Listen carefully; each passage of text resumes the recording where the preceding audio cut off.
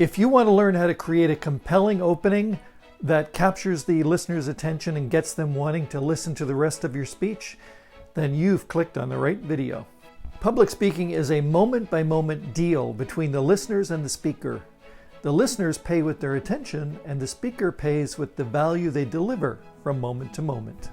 And that deal starts at the very beginning when you get their attention and give them such a compelling value proposition that they are willing to put down their smartphones and put aside their worries and cares and focus their attention on you. Hi, it's Rodney Denno here from Speak Your Mind, where we help you speak your mind with confidence and clarity. If you're new here, click the subscribe button and the bell icon, and everything I mention in this video will be linked in the description box below.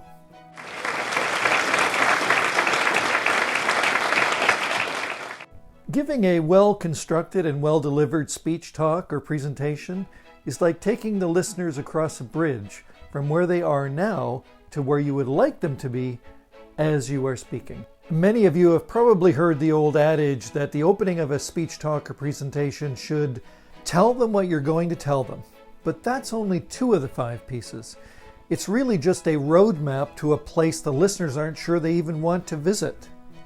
What I should be doing is to first establish a connection with you and get you interested and engaged in the topic, and then give you a roadmap. Think about it this way. If I got up on stage and just launched into how light travels from the sun to the earth and then bounces around the earth's atmosphere and into our eyes, you would probably not be all that thrilled. You wouldn't know what I'm talking about or even if it matters to you. But if I first got your attention and established a connection with you by saying that many curious children have asked their parents this question, "Why is the sky blue?" You are now probably thinking about your own childhood, or if you've ever heard your own children ask this question. If I then went on to say that it was only 150 years ago that a scientist named Lord Rayleigh actually figured it out, and that in my talk today I will be telling you about how the light from the sun interacts with the atoms in the Earth's atmosphere, and that interaction causes more blue light to be reflected towards the Earth's surface, I think now, if you're at all interested in knowing why the sky is blue, you would be willing to actively listen to me for the next few minutes, because I took the time to make a connection with you and get you engaged in the topic, and even gave you a rough roadmap of the 3 things I'll be talking about. Before we get into each of the 5 steps in detail, I want to quickly take you through all 5 steps to show you how you can build from little or no attention from the listeners to having them wanting to and having a compelling desire to listen to you throughout the entirety of your talk. The first thing is to get the listener's attention. This is the speaker's way of saying hi to the listeners, just as you would greet a friend before you launched into a discussion with them. Once the speaker has the listener's attention, the question in the listener's mind will probably be, how is this relevant to my life? Why should I continue listening?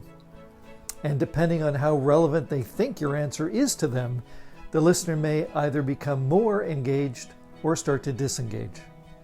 If the listener is engaged, the next question in their mind could be, are you qualified to talk about this? And again, depending on how impressed they are with your qualifications, the listeners may be even more eager to hear what you have to say. So now it's time to drop a 1-sentence statement that clearly tells them what the main objective of your talk is, and then give them a roadmap of the road ahead and the major landmarks. Now that the listeners are eager to hear what you have to say, you immediately start giving them what you promised. Before I get into the details of each of the 5 steps, I should point out that even though the opening is the first part of your speech, it's actually the second thing you develop as you create your speech. The first thing is the body. That's where you take the topic of your speech and transform it into a set of main points, and then elaborate on those points. The third and final thing you work on then is the close.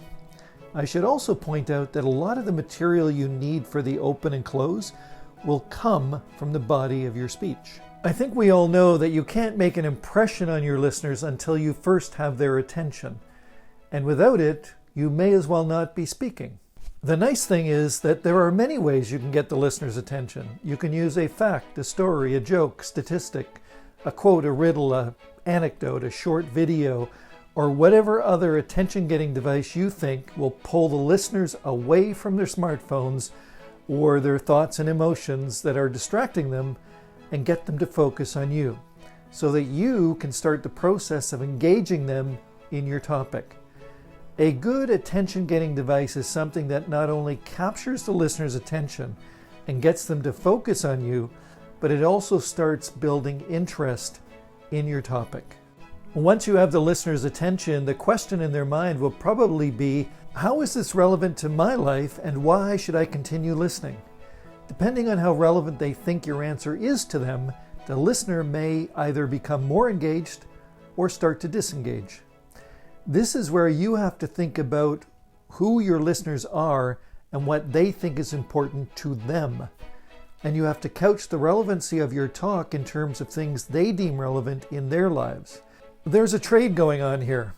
The listeners are giving you their attention for as long as you deserve it, and you are giving them something that they deem relevant to their life. Establishing your credibility can vary from saying nothing at all to being very detailed in how your background and expertise relates to the subject you'll be talking about. No credibility statement is needed if you are already known to be an authority on the subject. Or, if someone introduces you, they may set you up as the expert on the topic. To reinforce your credibility, you may want to briefly reference what was said in the introduction. If you're talking about a subject where having expertise is highly relevant, then you may want to reference your relevant expertise multiple times in your talk. However you choose to do it, it's good to find a balance between underplaying your expertise and overplaying it. And now that your listeners are engaged and interested in the topic and feel that you're the right person to inform them about it, now it's time to drop a one-sentence statement that clearly tells them exactly what it is you are promising to deliver. It can be something as simple as, today, I will be talking to you about, and then just add a few more words about the topic. Then you give them a preview of what's to come. This will give the listeners a rough map of the road ahead and the major landmarks they can expect to see. It also can be as simple as, the 3 areas I will be looking at are 1, 2, and 3. So now that the listeners are eager to hear what you have to say, you immediately start giving them exactly what you promised. Now that we've taken an in-depth look at the 5 steps needed to create a compelling opening, I want to circle back and remind you that while the opening is delivered first, it is the second thing you develop. The first thing you should do is develop the body of your speech. That's the subject of the next video in this series. So if you're interested in finding out how to create an informative speech that leaves your listeners wanting to learn more, then click the subscribe button and the bell icon so you get notified when it's published. And I'll see you in the next video.